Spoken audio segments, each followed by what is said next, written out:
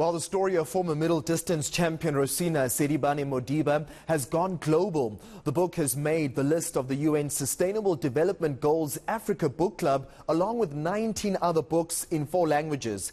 eNCA sports reporter Hloni Mtimkulu spoke to Sedibane-Modiba about this honor. As a young middle-distance runner in the 1970s, Rosina Sedibane-Modiba's promising career was curtailed by the apartheid administration. During the 70s, we were denied to compete against our counterparts, which means the whites.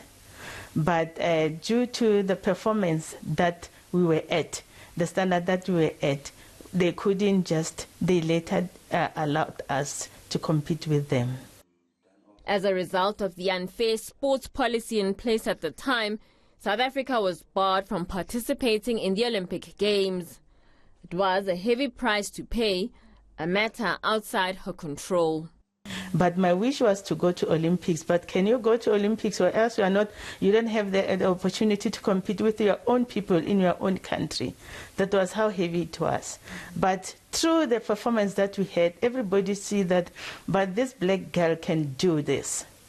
The former teacher's story has been captured in book form. A second edition of the children's book has now been selected as part of the UN's Africa Book Club. We want everyone who's a child in South Africa, and when I say everyone, I'm talking about every racial group as well, because it's a South African story. It's not only a black story. It's about what black people enjoyed at that time, but it's a South African story that can be read, that is told for all South Africans. It's one of 5 English language books set to assist the world body's Sustainable Development Goals for gender equality and the empowerment of women and girls. It just shows how important it is that the UN has picked it from across the continent as an important book that teaches about women and gender and what women and girls have achieved against all odds. Because that's what Rosina did in the 70s in apartheid South Africa. Before her story was told by Trok, Sedibane-Modiba referred to herself as a forgotten hero.